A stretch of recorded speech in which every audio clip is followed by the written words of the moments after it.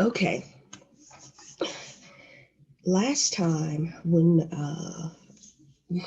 last time we started talking about the different stages of federalism. And what your book outlines is federalism. Some of those stages I don't agree with. So there are some stages that I do want you to remember. First of all, we talked about the first stage of federalism was dual federalism. With dual federalism, what we saw was actually the state government and the national government trying to kind of feel their way in terms of their relationship, in terms of power and who does what. So the state government decided that they would keep to state affairs, federal government to federal affairs. All of this pretty much changes with the introduction of cooperative federalism. Cooperative federalism appears roughly when FDR takes office. When FDR takes office, what happens is that we see this period of where the national government has started to step in terms of being more involved in the affairs of the state and local government. They've done this in a response to the Great Depression. The idea behind the programs that were created under the the New Deal were actually programs. Some of them were supposed to be permanent, but a lot of them were supposed to be temporary programs. But a lot of those programs still exist today, and one of those is Social Security. So what we're going to do is that we're going to pick back up where we left off in terms of creative federalism. Creative federalism takes place in the 1960s and 1970s. What you have is President Johnson coming into office after the assassination of JFK. President Johnson takes over, and what he decides to do is that he decides to carry on the ideas of JFK, and he just packages this as his own ideas in what is referred to as the New Society. One main focus for Johnson in his administration is addressing the issue of poverty. So he creates this war on poverty campaign. He believes that the solution in addressing poverty is to actually help provide resources for the American people, the states, and the local government through helping to fund projects. One of the one way that he tried to address the issue of poverty was increasing the amount of individuals that were going to college and getting college degrees. With that in mind, that led to the Higher Education Act of 1965 that pretty much creates the present day financial aid system that exists for college students. Another issue that Johnson wanted to deal with, along with poverty, if people are struggling to live, one of the issues that they are going to face is definitely going to be housing. So in 1970, the Housing and Urban Development Act was passed, creating the Housing and Urban Development, the Department of Housing and Urban Development. And the idea was to create affordable housing that people could afford, but quality housing.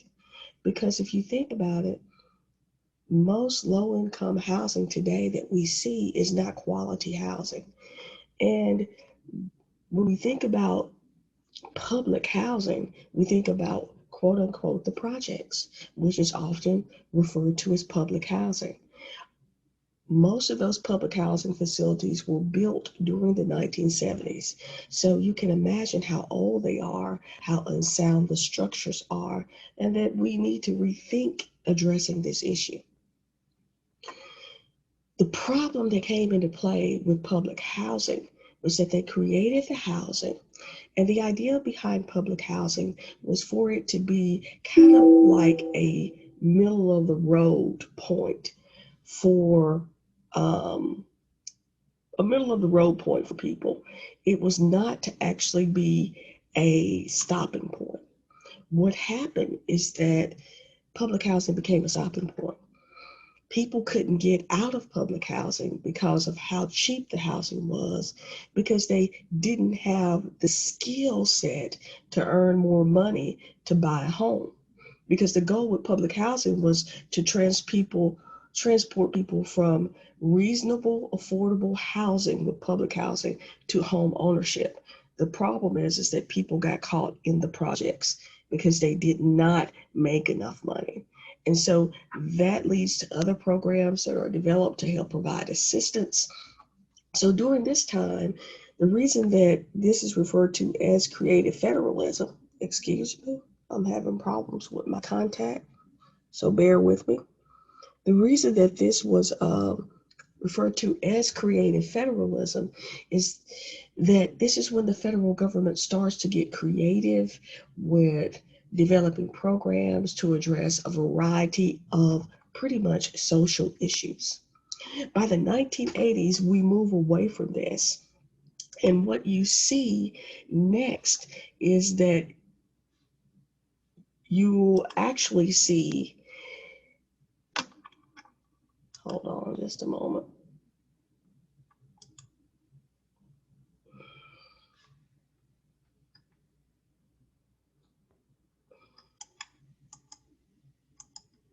Bear with me. What you see next is the introduction of new federalism in the 1990s. And really, new federalism exists today. What you see and what happened in the 90s and the 2000s is that there was a move, mostly by the Republican Party, under the administration of Ronald Reagan, with the support later of members within Congress, to move away from being involved in the affairs of the state and local government. And the way to do that was actually to stop providing all of the funding that they were providing. So the idea is that with devolution, the American government was going to pull away from the state and local governments and give them more fiscal responsibility. And the way, again, to do that was saying, here, now this is your job. We're going to step away from this, and you have to figure out how to address it. Now, one of the big changes when we start talking about devolution is actually took place under President Clinton. President Clinton introduced the Personal Responsibility and Work Opportunity Reconciliation Act of 1996. This act changed the existing welfare system at the time. And the welfare system that you know of today was created from this.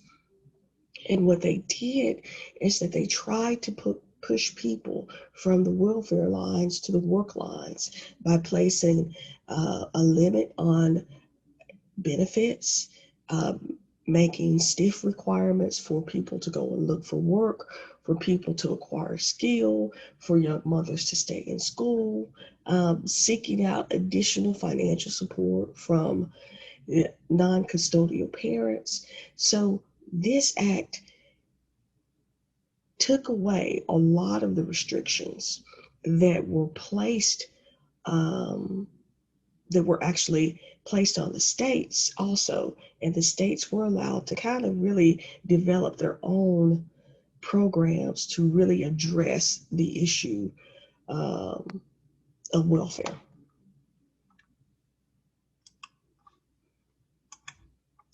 And moving on.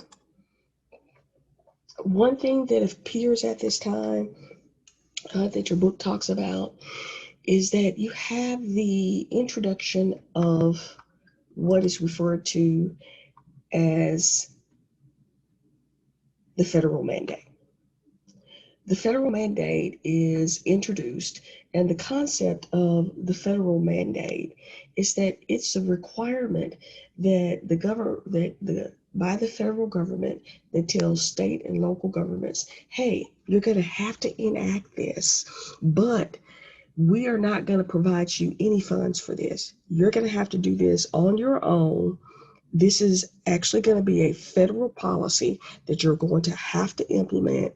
You're going to do it on your own without actual funds from us. So the states don't like this. To give you an idea of what a federal mandate is, let's look at the next slide. The next slide is an example of a unfunded mandate or a federal mandate. The Americans with Disability Act was passed in 1990, referred to as the ADA Act. What it did is that it actually required private and public entities, businesses, companies, educational institutions, whatever, to actually provide accommodations for individuals with disabilities. Now, I know that most of you see that there are plenty of accommodations for individuals with disabilities. There are parking spaces, there are ramps, there are automatic doors, there are the existence of both elevators and stairs within a building. But growing up for myself, that was not always the case. Looking back, before this act was passed, it was at the business discretion to actually put in some type of equipment to help provide easier access with individuals with disability. Because before this act, you didn't have to have a ramp. The reason that this act actually comes about is the result of a court case where a man in a wheelchair was going to his local courthouse. He went to the courthouse and there were no elevators. He would actually have to use the stairs to get up to where he needed to go. And so he sued. And as a result, you saw other lawsuits come about that leads to the ADA Act. Now, again, the problem is that for the companies, for the public institutions like colleges, public schools, that cost of building the ramp, that cost of providing equipment was placed on the business. It was placed on the university. It was placed on the public school. It was placed on the state building. And the states were like, and private citizens were like, how can we afford to do this? You're telling us that we have to do it, but at the same time, you're not providing us with any funds.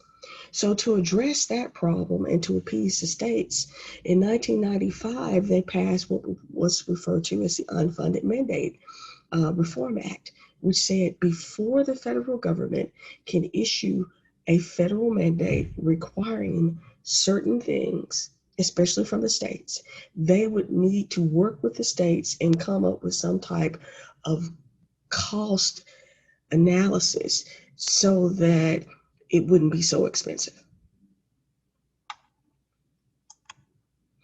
Unfunded mandates still exist.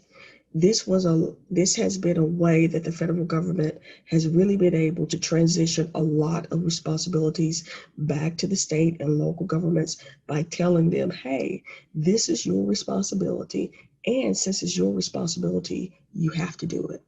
It's kind of like how most parents, one of the very first things that we do as parents to make our children independent is that we actually make them become financially independent. So we start giving them actual financial responsibilities.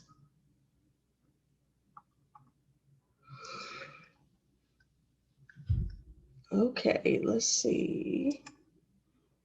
And then let's talk about the public's influence in terms of boundaries for federal government and state powers.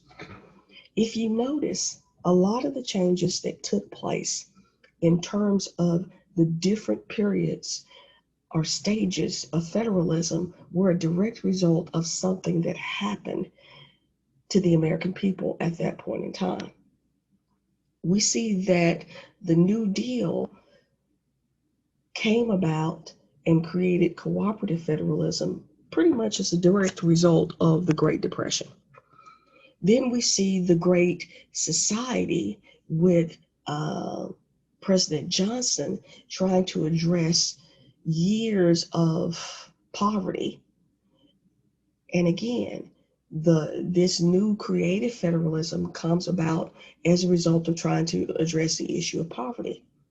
When Ronald Reagan gets into office, now, since the number of grants and the amount of money has increased that the federal government is providing the states, which is helping to increase the deficit, you see the federal government wanting to pull back, also helping to create this additional money to the state and local governments was also helping to create more restrictions on them as well. So now you get a president that decides we're going to move back and we're not going to do all of this in the states and we're not going to provide all of this money, which completely makes sense.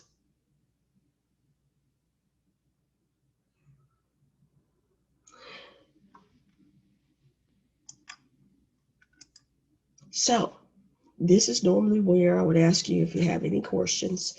And some of the things probably to think about as we start to look at federalism is, if you notice, a lot of the things that we talked about with the stages of federalism, we can look at today. The federal government has taken on the huge responsibility of trying to address the issues related to the pandemic and the pandemic itself. One, the federal government has decided to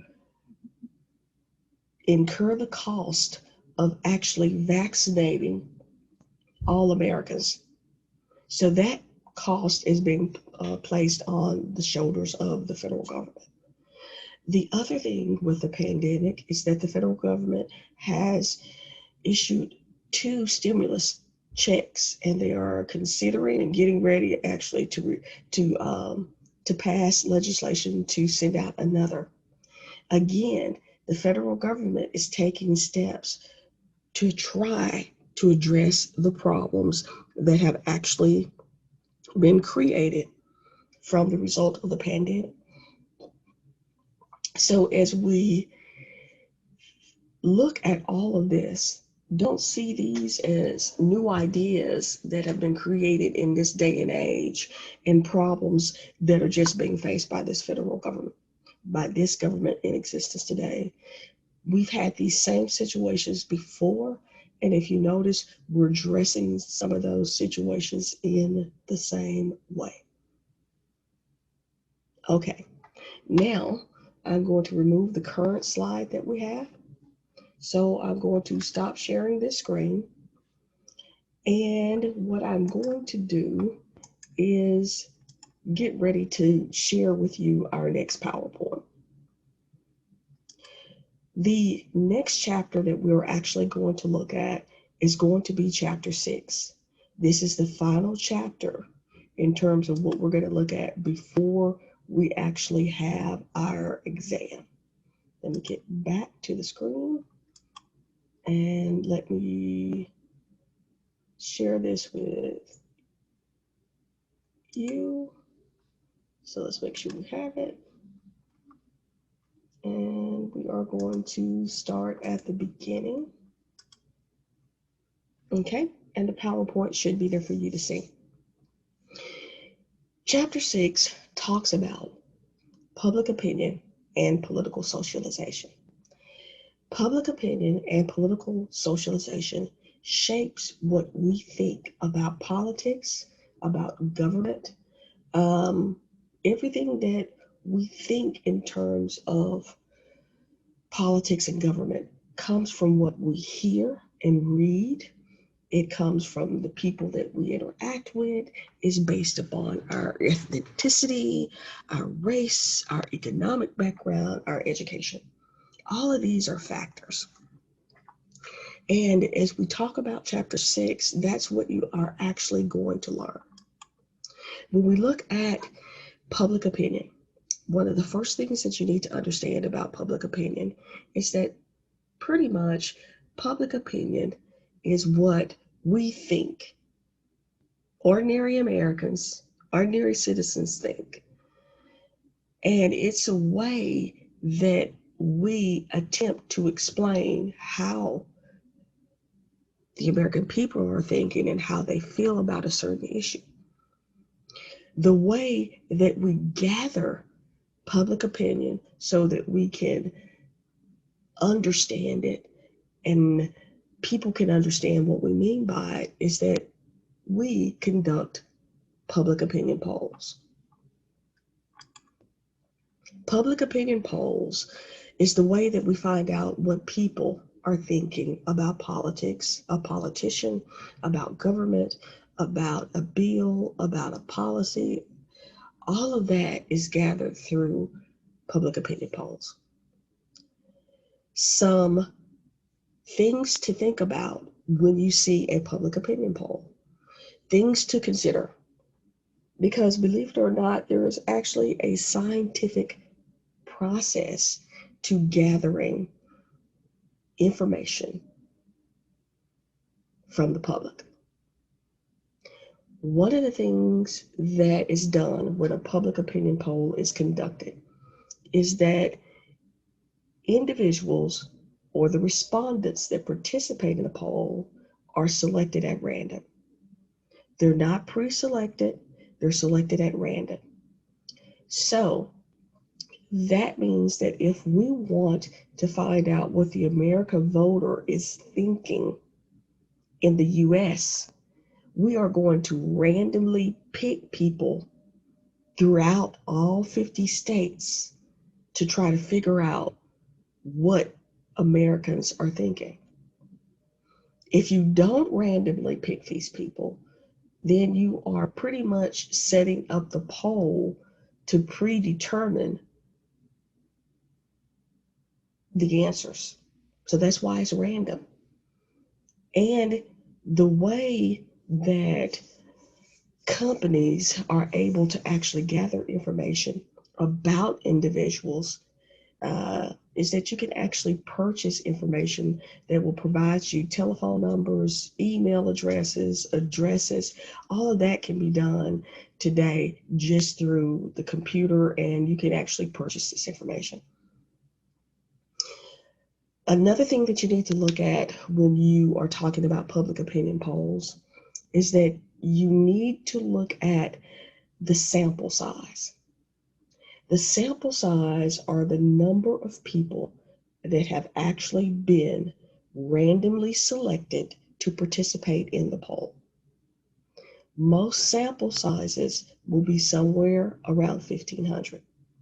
So believe it or not, we would randomly pick 1,500 people throughout the United States to predict what millions of people are thinking. I know it sounds crazy, but again, like I said, there's an actual science to it.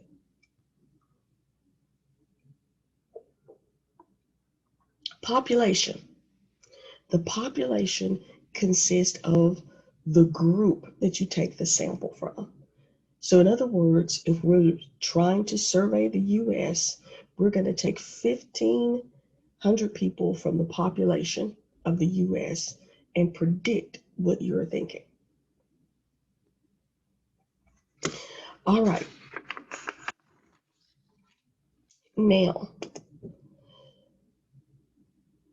one thing that you need to keep in mind when you look at a poll, polls are very important. One thing that you need to keep in mind when you are looking at a poll is that you need to be aware of the sampling error.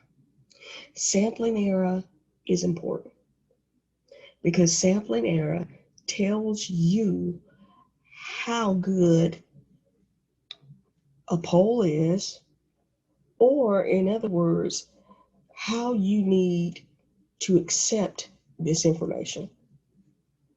How accurate is this information? Is this something that I can actually believe or not believe? Okay. We're going to look at that.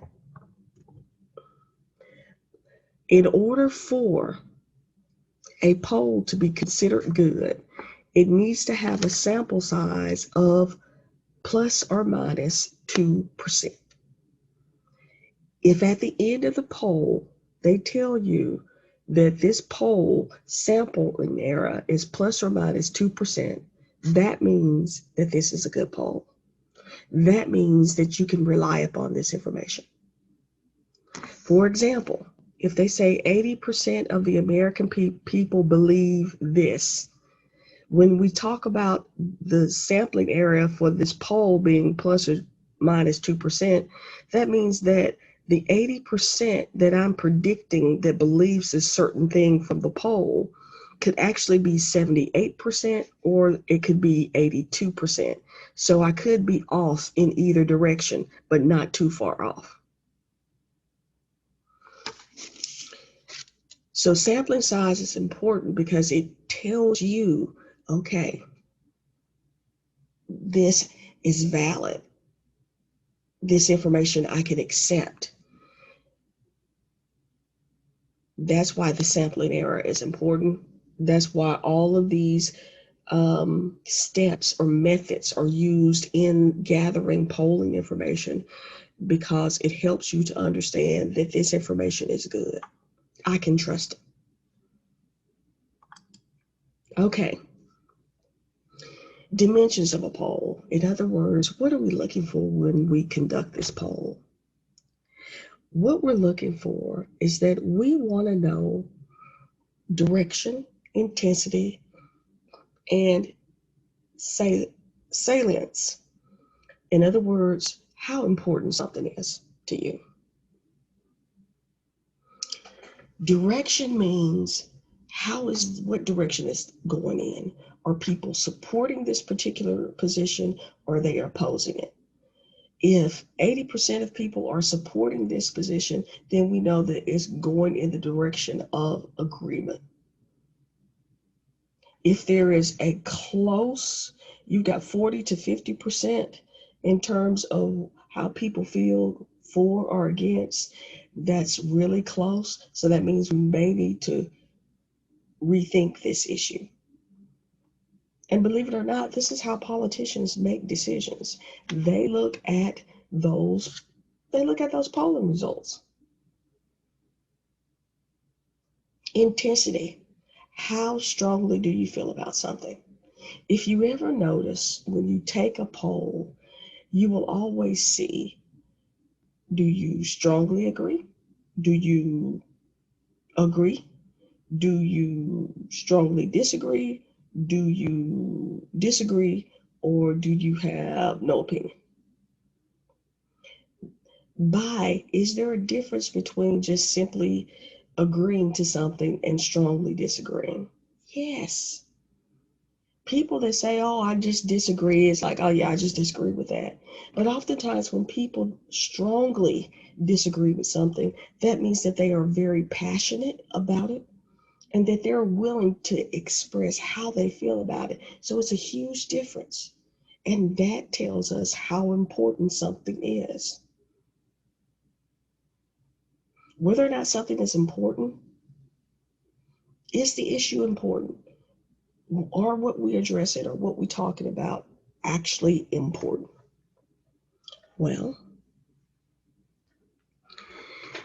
we find this out again by looking at direction and intensity. If direction and intensity points in a certain direction and intensity expresses amount of concern, then we know this issue is important. If the intensity is low, people don't really seem concerned about it, then we kind of know that this issue is not important. So let's move on. If we look at the survey information that has been provided today from any survey that has been taken of the American people, you will know that the issue of the pandemic, the availability of vaccine,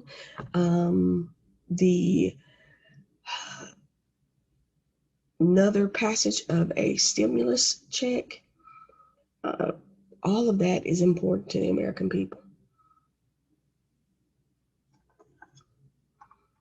All right.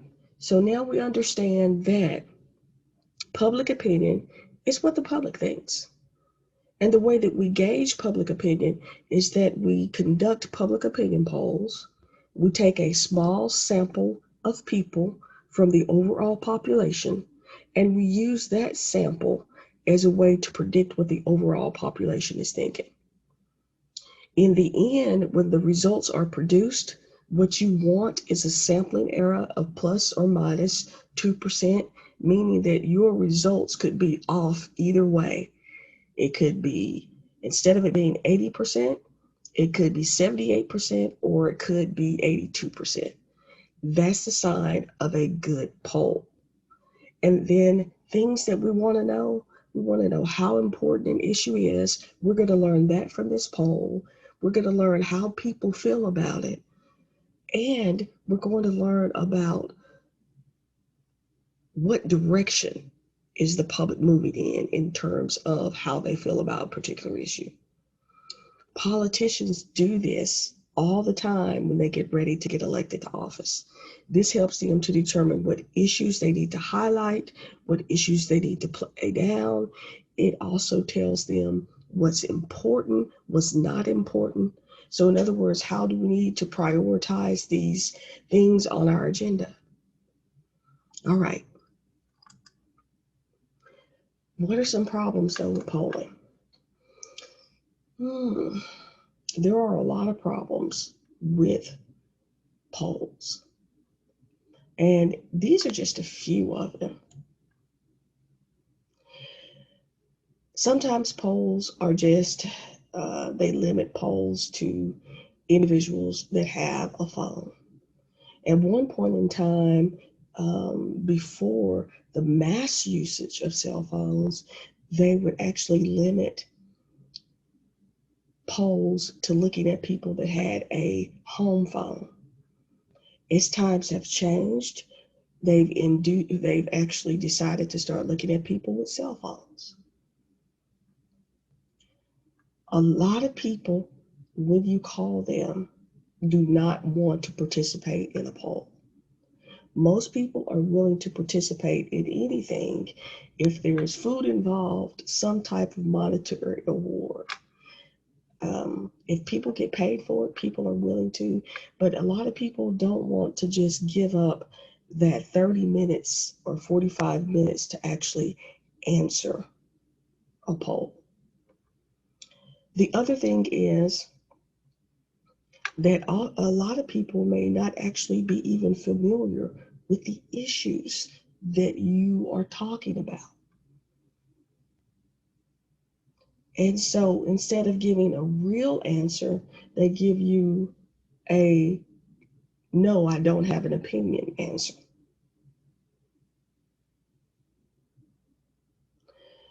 So does that cause problems?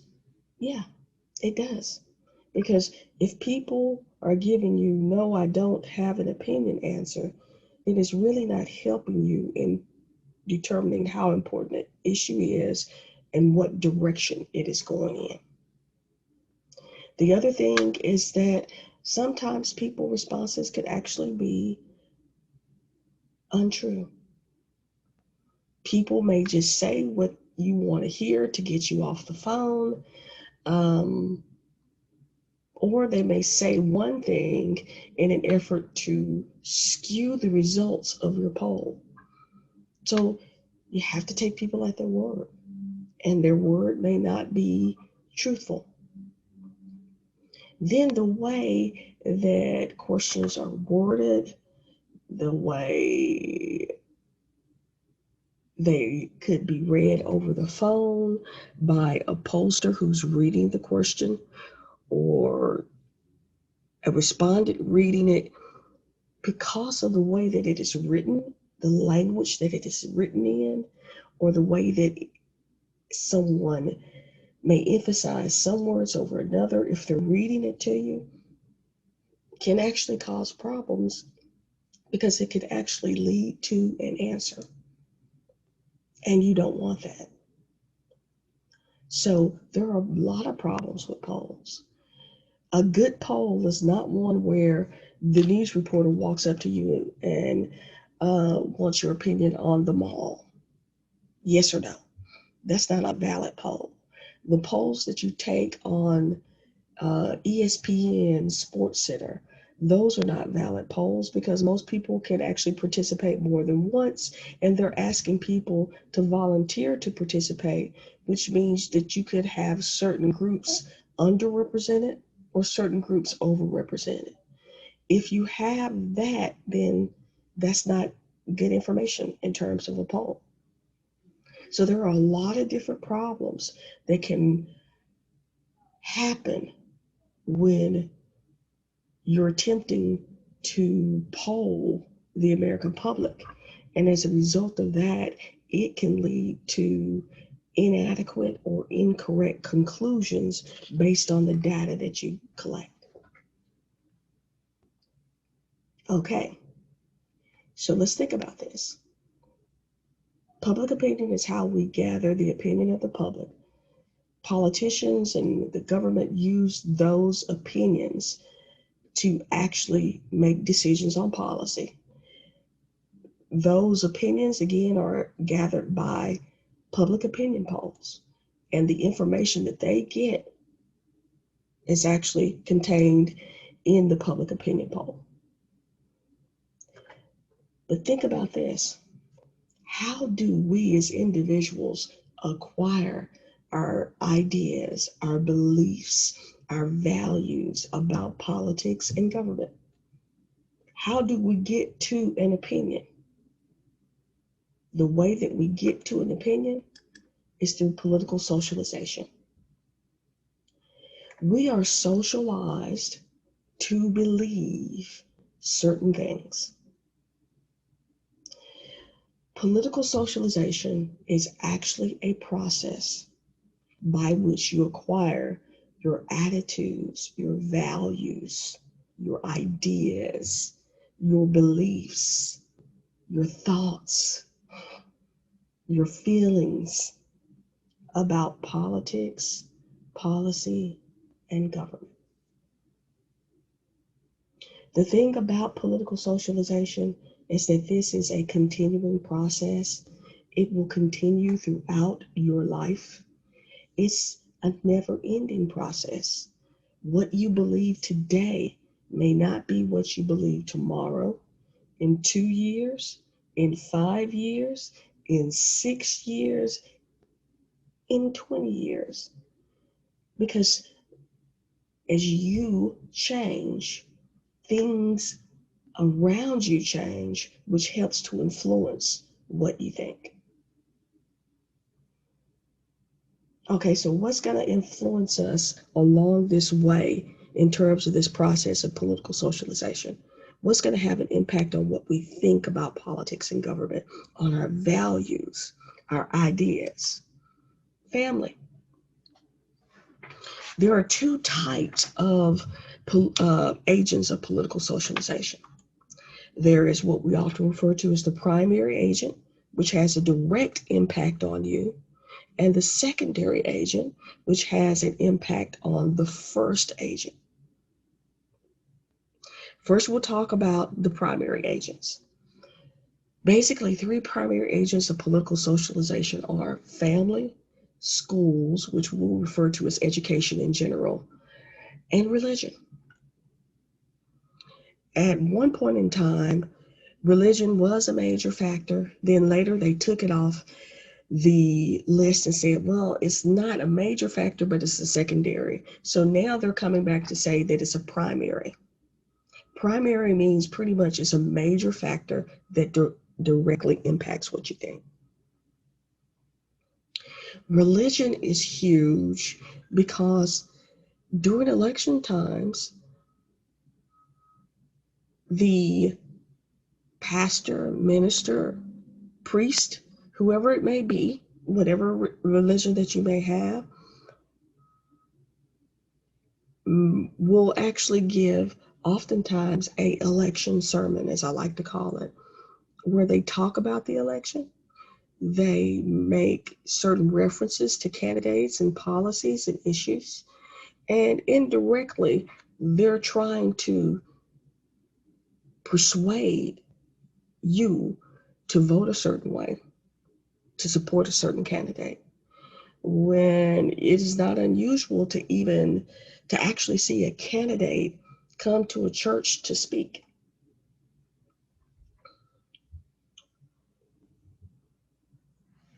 So the election sermons. What about education? Well, one of the things you're required to do in high school is to take a civics course. That civics course is a course designed to help you learn about being a good citizen. What do we mean by being a citizen? What are the responsibilities of a citizen? What rights do I have as a citizen? Does that influence what you think about being a citizen? Yes. Will this class possibly influence what you think about politics? Yes. Now, it's not my job to change how you think or things along that line. It's my job to provide you with the information and the resources so that you can make an informed decision. But education does have a huge impact on what you think in terms of politics. Family. Family is truly important when it comes to politics because the foundation for everything is family. Your first exposure to any ideas about politics, to any ideas, period, about life, come from the family. And that means that the family has a huge impact on what you think politically. Now, think about all of this in terms of political socialization. Is it possible for you to evolve over time in terms of your religion? Yes. Can that transition in your religious views actually impact what you think politically? Yes. With education, we are always learners. If you don't go to college, we're still learning stuff every day through different methods. So education is always around. But does increased education give us more critical thinking skills, allow us to think outside the box, give us more tolerance, opens up new ideas? It does. Will that change throughout your life? It will. And as with family, family changes as well. You may add people to your family as a result of marriage, an adoption, a birth. You may subtract people from your family as a result of a divorce or a death. So your family dynamics change over time. Does that influence what you think? Yes, it does. So what are the secondary agents? Peers, people that you socialize with. Do they have an impact on what you think? Yeah. Will you change over time in terms of the people that may possibly be your friends? Yes, you will. You will lose some, you will add some, you will come back to some, but it does matter. Does the media matter in terms of how they portray politicians, how they portray issues? Yes. The media has had a huge impact on how individuals looked at Donald Trump, how they view the pandemic, how they view the response to the pandemic by the government.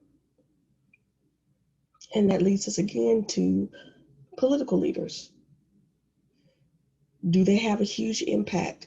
People that we consider leaders and events. Yes.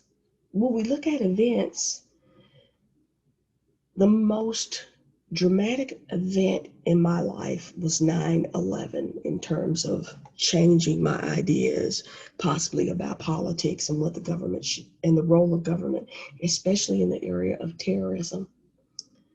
When 9/11 took place, I remember exactly where I was.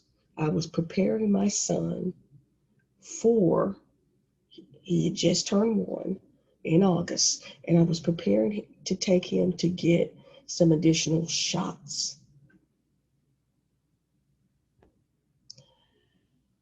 And I was in the bedroom watching CNN, and I saw the first plane hit.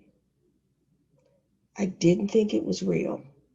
I was like, that cannot be, no, that's not it. And then when I saw the second plane hit, and I saw the reporters' reaction to it, I realized this is real. This is really happening. So that was kind of dramatic. So do events have an impact on what you think? Yes. Has this pandemic changed what American people think in terms of politics? Yes. Group orientation.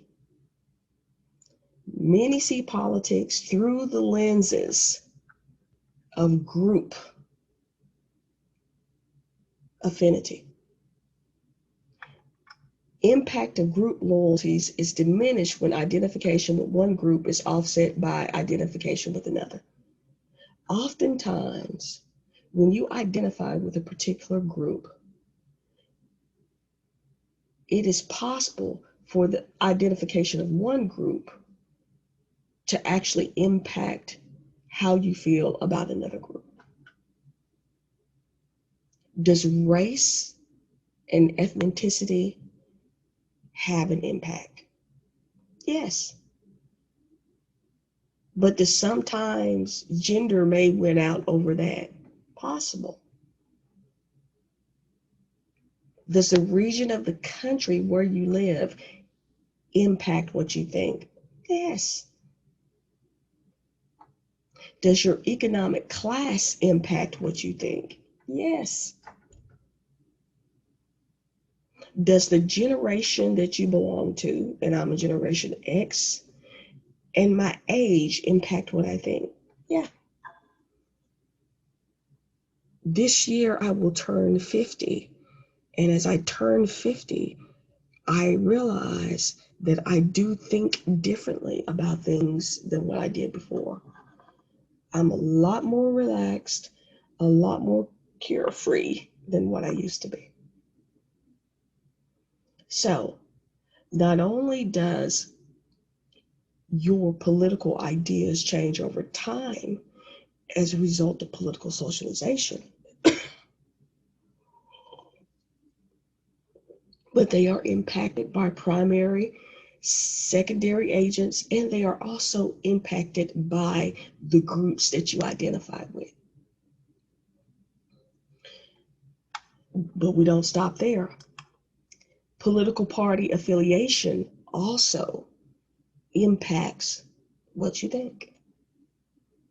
If you identify with a political party, it's going to impact what you think about politics. If you consider yourself an independent, someone that does not identify with a political party at all, it's still going to impact what you think politically.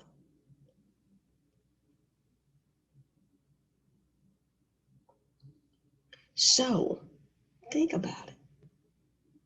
All of these are factors that are involved in the development of what we think about politics. Is it possible for you to not be a Democrat or Republican now, but for that to change over time? Yes, because that could be part of the political socialization process.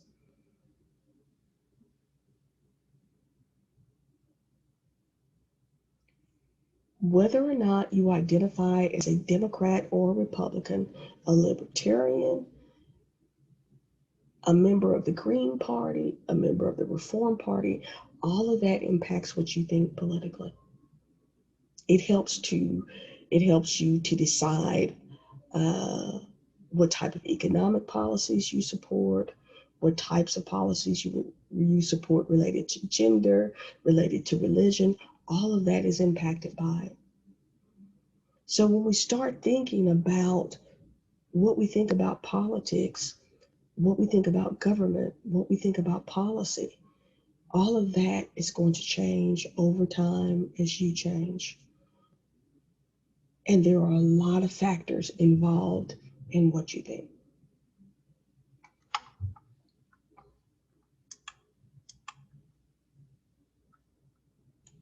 Okay. Are there limits to pretty much how much of an impact that public opinion can have on our political leaders and our government? Yes, it is.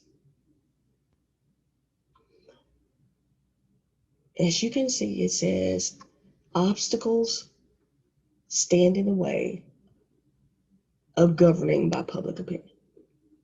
Contradictions. Is it possible for the American people to believe one thing today and tomorrow, after hearing something else, believe another?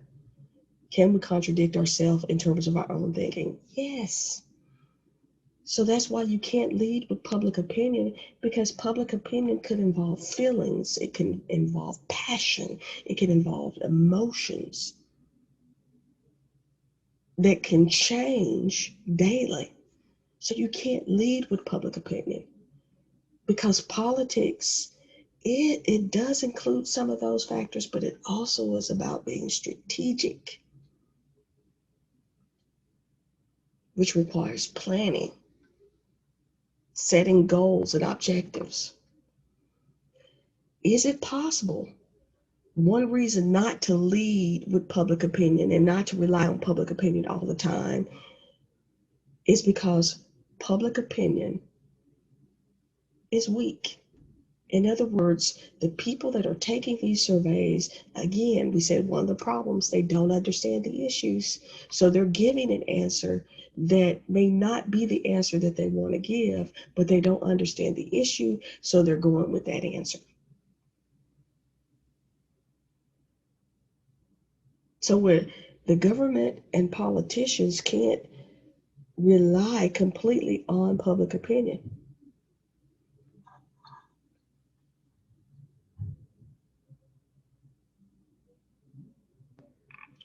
Do, and again, do individuals need to be able to master an issue to be able to express an opinion? No, everyone has an opinion. Everyone has an opinion. And every opinion is not right. Every opinion is not wrong. It is exactly what it is, an opinion. It's what I think based upon what I know, the research that I have conducted, the experience that I have. Your opinion has limits to it, because there's no way possible to research, review, and to read everything.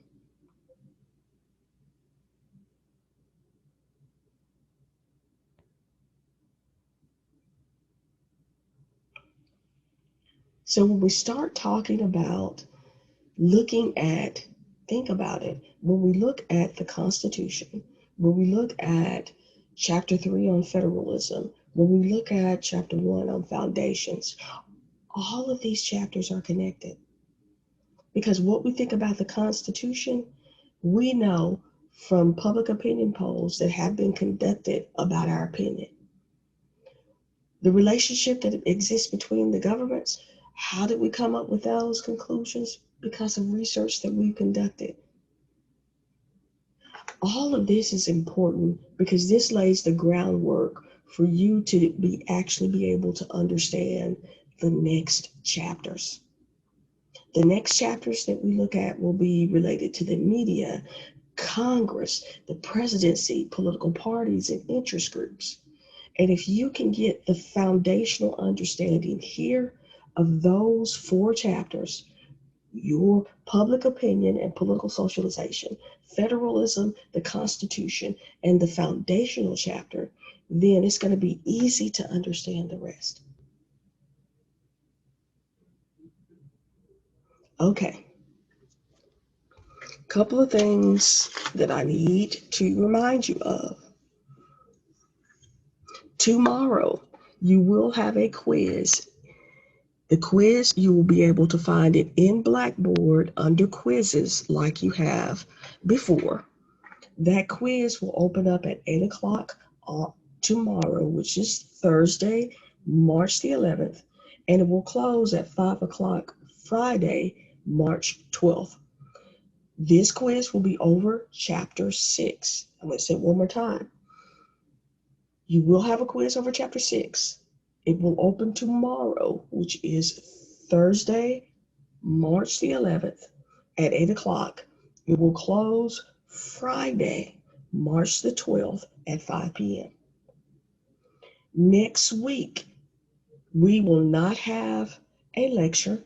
We will not have face-to-face class or Zoom class, and there will not be a recording. Next week, you will take your first exam. We're a little behind schedule, but oh well. You'll take your first exam over chapters 1, 2, 3, and 6. That exam will open Tuesday, March the 16th at 8 o'clock, and it will close Friday, March the 19th at 5 o'clock.